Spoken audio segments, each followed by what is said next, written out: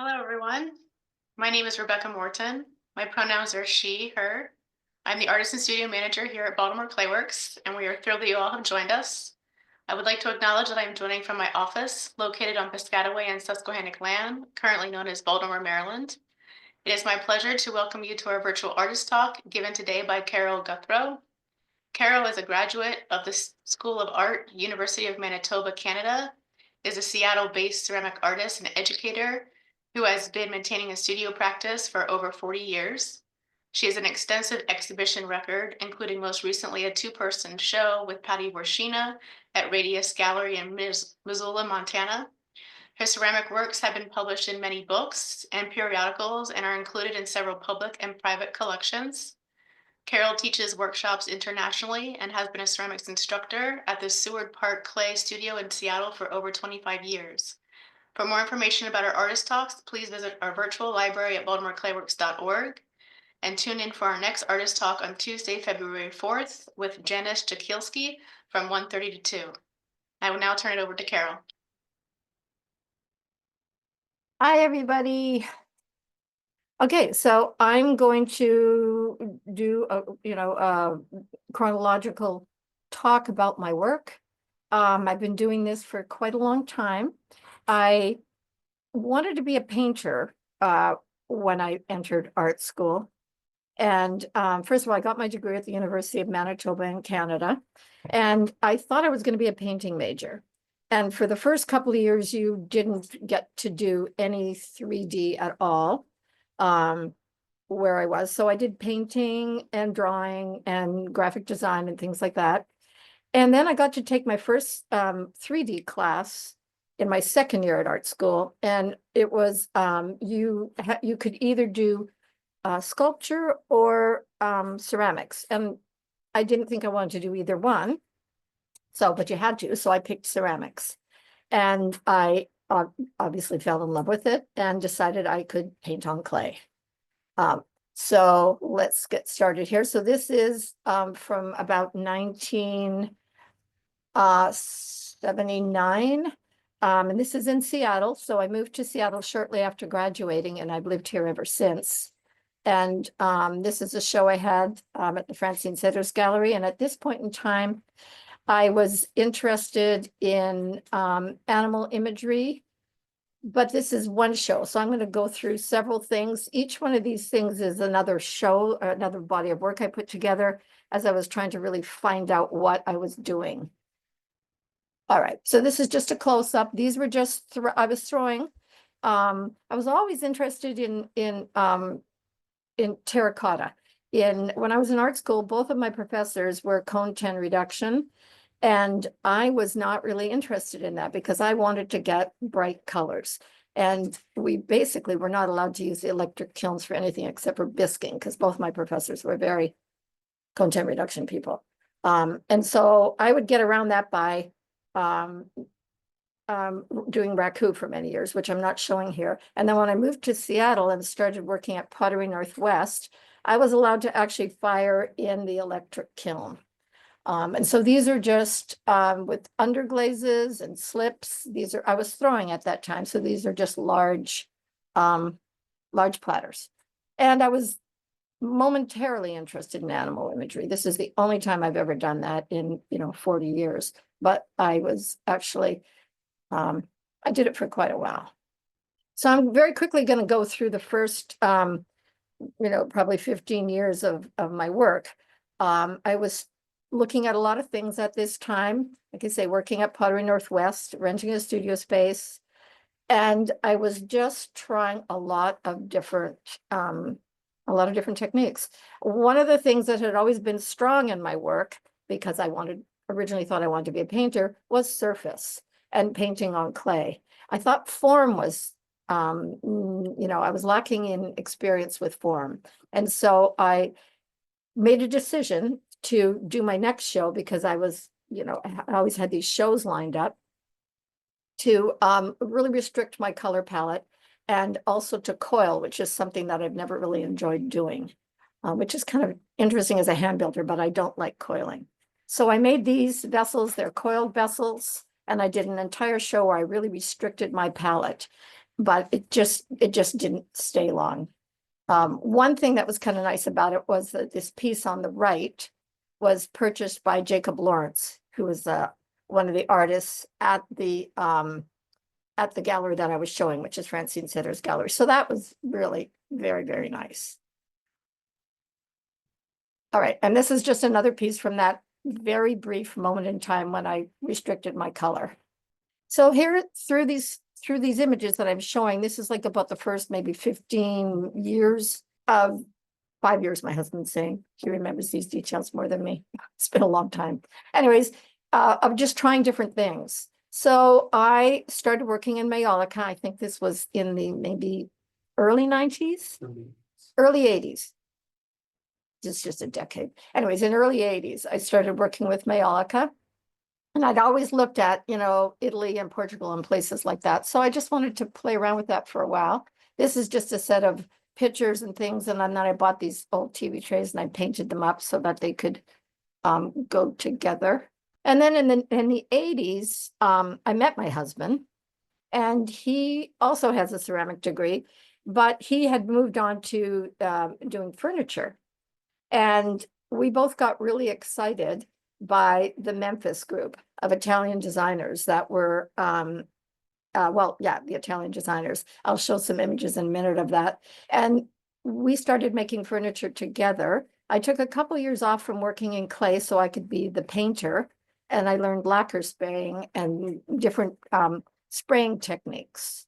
And since color was something that I was used to doing in my work, it lended itself really well for these things that we collaborated on. This is just a close-up.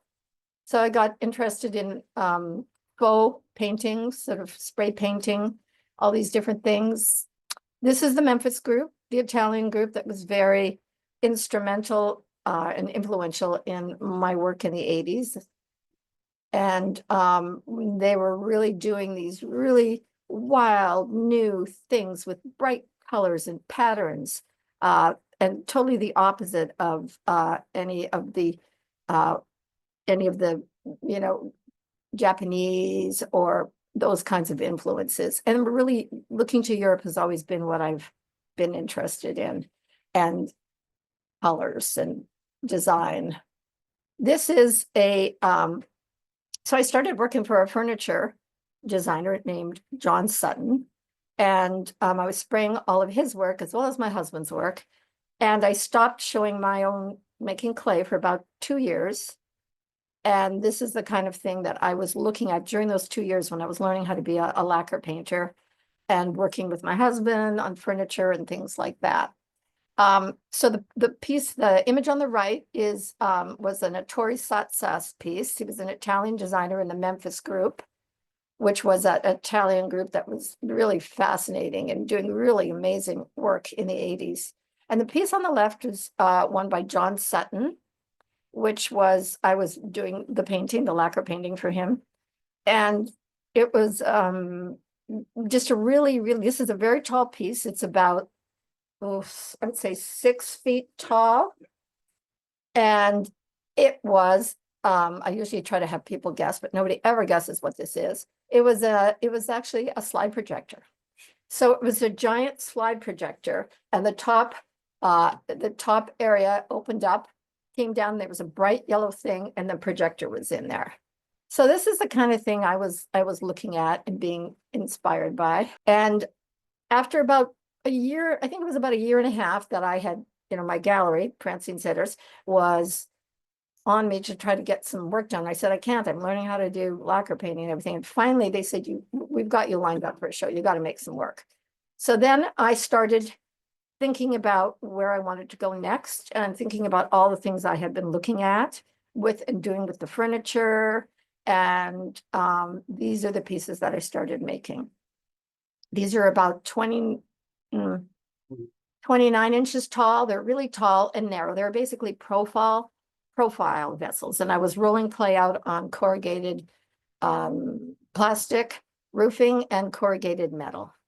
So I worked this way for each one of these is like a body of work. So I did several pieces this way.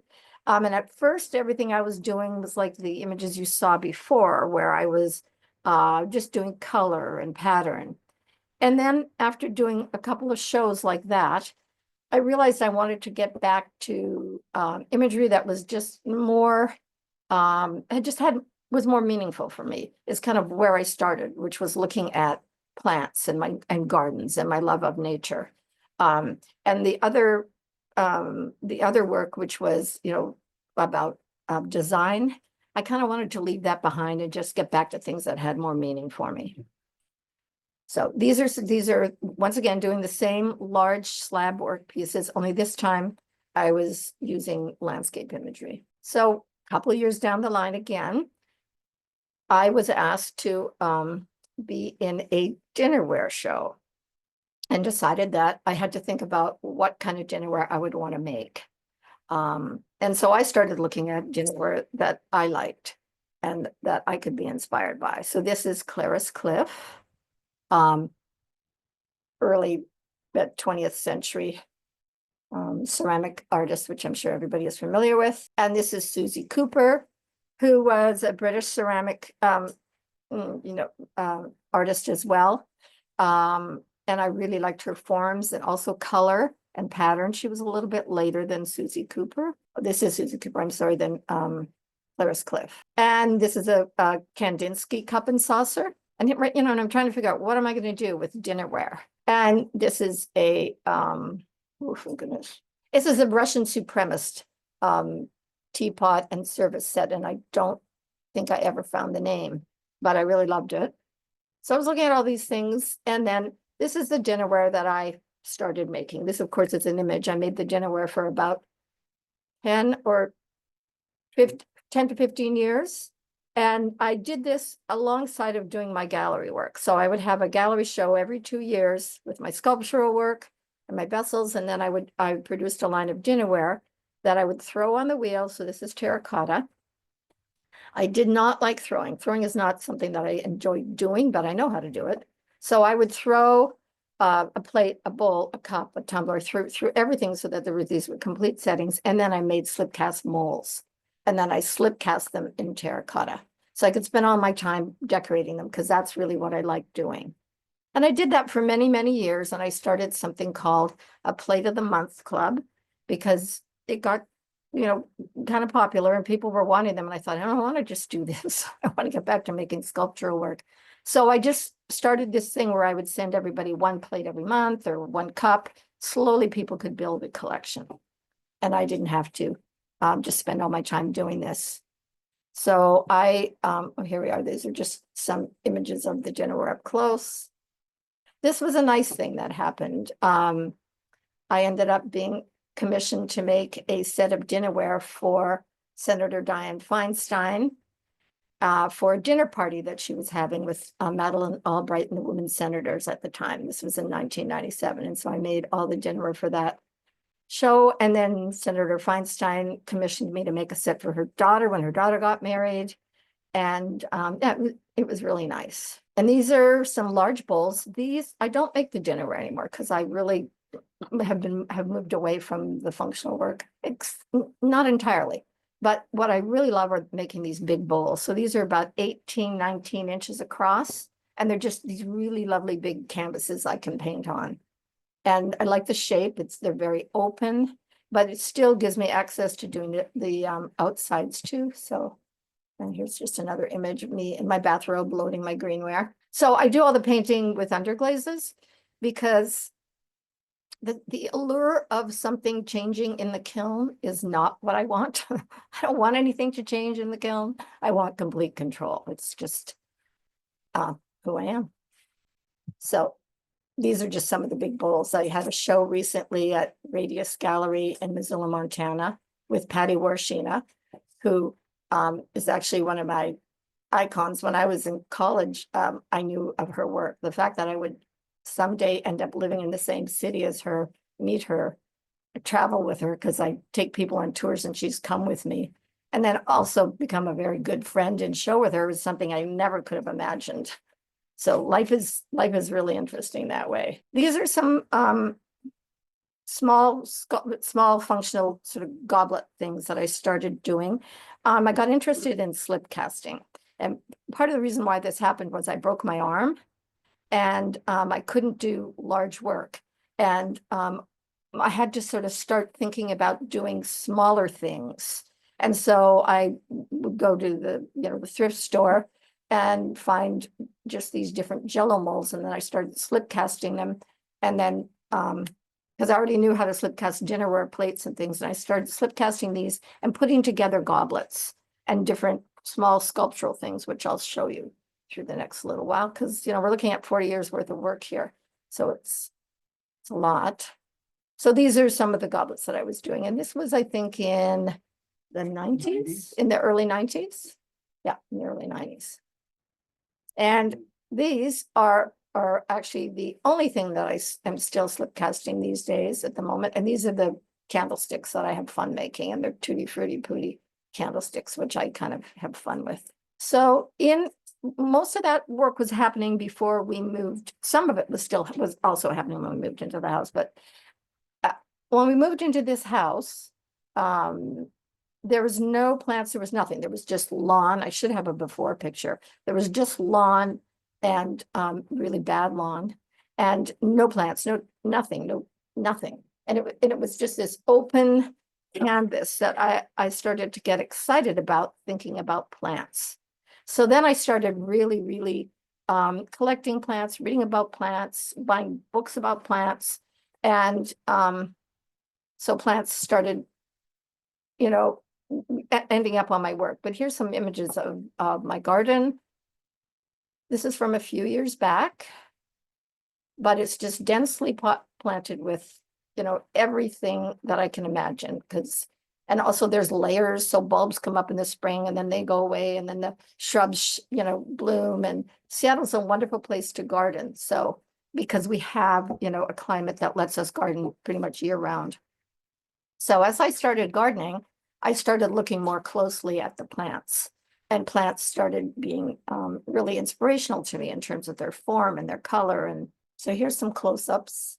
Started just looking closely at these things, and they started showing up, sort of sculpturing them a little bit, started showing up on my work and also painting them on the surface.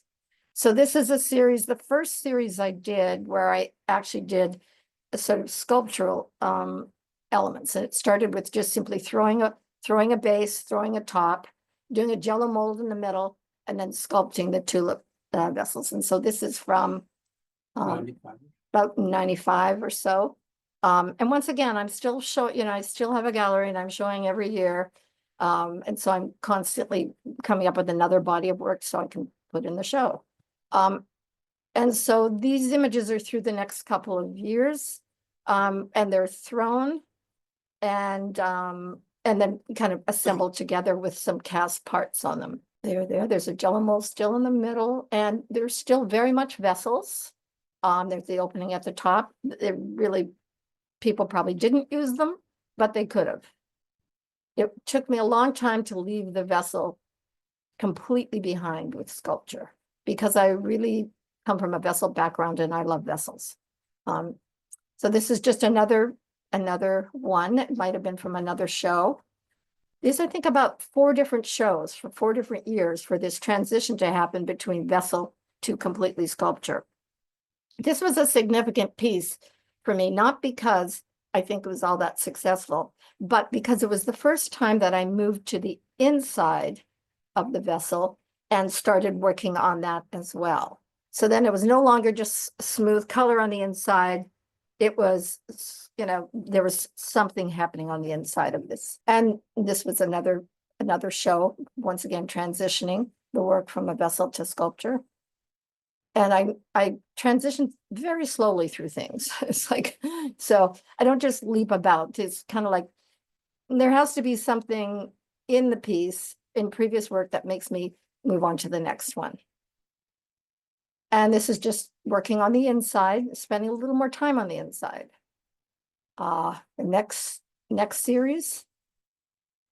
And these are all about 23 inches tall. They fit in my electric kiln. And this is on the inside. So I'm getting a little bit more elaborate on the inside, and the opening is getting smaller. You could still stick something in there if you wanted, but, and this is the first piece that absolutely closed the top. And this was like a big step for me in my, because like I say, things go slowly for me in terms of transitions. So this piece was totally enclosed in the top, and you couldn't put anything inside of it. Pardon me, which was a big step for me. And so then the next series of work I did, once again, moving very slowly, transitioning with these pieces that were basically, sculpturals, vessels still, but they were vessels that you couldn't use. And then what happened when I was getting ready for another show, because I was having a show like every 2 years, I think, or I think it was every 2 years, maybe every 1 year. I broke my arm and I wasn't able to make large pieces. And so I started slip casting and making things, thinking I have to put a show together and I can't make large pieces. So I want to, I don't want to have to do all these things with my hands. So I started making a lot of plaster molds, which I had done to do my dinnerware. So I knew how to do that. But this time I started slip casting found objects and also making small things. And this is a series that I was doing. I named it the Florist series, and this was for each one of these is like a show. So they're very small. They're only about maybe 9 inches tall. Some might be 12, but that's at the most. And so I started looking at found objects, moving a little bit away from just the garden. And I wanted all the objects that I used to have some kind of significance for me. So the shape at the bottom is like a giant jack, which is a toy I played with, when I was a kid. And the swans I had been using in my previous work, and they had that meaning for me that, was, having to do with, metamorphosis. So these is just a series of these little pieces that I made for a couple of different shows. And slowly they started changing. So each one of these is about maybe, like I said, no bigger than 10, 11, and just a lot of different shapes and textures, and just letting myself go a little wild with these because I could, because they were small. And then my gallery got a hold of me and said it was time for me to do a show. And so I started thinking about what I wanted to do next. And I had been working with this gourd shape and decided to, so this is a pretty significant piece for me too, because I decided to cut into the inside of it. So it's the first time that I did that. Then this was about, I don't remember how large, maybe 20 inches long. And this was for a show. So usually I have a show every year and a half or two, maybe even one. But so I would produce a body of work knowing that my gallery is going to want me to, have a show. And this is just a close-up. I started doing molds, plaster molds and press molds with this work. I was doing it with the little pieces, and this time I started doing it larger, pretty large piece. And working on the inside started to become important to me. And another piece where I was moving on the inside from up above. And I did that for a couple of different bodies of work. And one day when I was driving home from teaching, I stopped by a garage sale, and I found this book that basically changed my life. Not really, but it changed my work. I got really excited by the images in this book, and it was called Animals Without Backbones. And I was having to make a piece for a show at the Bellevue Arts Museum. It was and I wanted to start a new direction, but sort of still keep it meaningful. And I started looking at this book, and I was just really fascinated by these strange creatures that were sliced open in this book, because it was showing images of, scientific illustrations, and things were sliced open and you could see what was on the inside, which I'd already been doing a little bit on the inside of things. And so this is, once again, an image of one of the pieces that I was looking at. as I started making, and this is if in the book, as I started, oh, and also I love these kinds of antique images where you're looking to the inside of something that in this case it was a head. And it, you open it up and you see the different things that are on the inside. So I was pretty fascinated with that idea. This is a large medical pull down calendar that I think was used in teaching years ago. And this hangs over our, it's a very large thing. It's the inner ear. And it hangs over our guest bedroom bed. So this is what our guests have to look at when they stay over at our house. And then this is the work that I did after looking at all those cutaway images in books and thinking about how do I express my interest on the inside of something, even more so. So this was fairly large. It was 20, I think this was like 21 inches. I can't remember. It's 24 inches tall. And this is a close-up, just lots of detail. And this is the next one. So I had two of these large pieces that I did where they were cut open and you were looking on the inside, and it was just very, very complicated. What's on the inside of things? Life is complicated. So that's those. Better be moving on here. And then I was looking at this. I was, big gardener. So I was looking at this plant identification terminology glossary, which had all these names in it. And I started doing a series of work that would be, the starting point was the word. So cercinate, coiled from the tip downwards as the young leaves, and ceriferous, bearing a tendril, complicat, folded together. So I started looking at the words and using that as the stepping stone for the next body of work. And also decided that I would be the plant discoverer. And so I started naming a series of work after myself. I was a plant explorer, and these were the plants that I was making. So this is Orlea Gouthroii barnacles, using the terminology of naming plants after yourself. So these were, hand built, and I started incorporating the slip cast parts as well. These were smaller pieces with lots of detail because I really love detail. This is a little bit larger. This one is about 20, maybe 20, 29 inches tall. And I decided I would name pieces after myself, and I would be the plant discoverer. So this is the Gouthroii series. Once again, these are partly thrown, probably cast, and partly slip cast, thrown, and hand built. These are all pretty large. They're all about either 24 to 29 inches. And they're in one piece. And I was trying to incorporate movement in the pieces instead of just piling things up on top. So I wanted to incorporate movement in these pieces like you would find in a plant. Through these. Hard for me to remember the names of all of these. This is an installation of these pieces at the Bellevue Arts Museum, which stayed up for a couple of years. It was really nice in the I guess the foyer. Some small wall pieces that I started doing, once again, similar imagery, but I had not done anything on the wall that was sculptural. And so these were just some small pieces that were on the wall.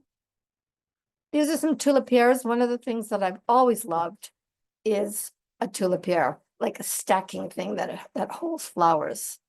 And I looked at a lot of them. I saw them when I visited the Rijksmuseum in Amsterdam, and I just loved them. So I incorporated I'll go back here. I incorporated the little putty candlesticks that I did as the openings on these. And I made quite a few tulipier. And so each one comes apart. Each one holds water individually. And it sort of inspired me for quite a while. This one has bone openings. This is just a series of wall pieces I did, only about 14 inches across. And this is starting to look at moths. I did a residency. I went along with Patty Warshino when she did a residency And we went together and I saw moths at Watershed that were just incredible that I'd not seen. And Seattle doesn't have a lot of interesting butterflies or moths. And I got inspired by them. It's hard to tell because my inspiration doesn't usually translate in an obvious way, but these are all inspired by moths and lots of texture.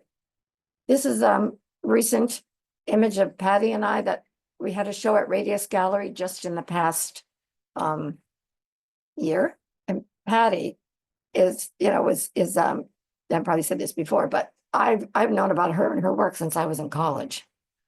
So the fact that I'd ever have a show with her is like something beyond. These are some of my pieces in the show, and there's Patty's pieces up there as well. So I had the large pieces and the small pieces. Once again, moving to the inside, cutting into things. I'm really fascinated by that. This is the piece that you have at Baltimore Clay.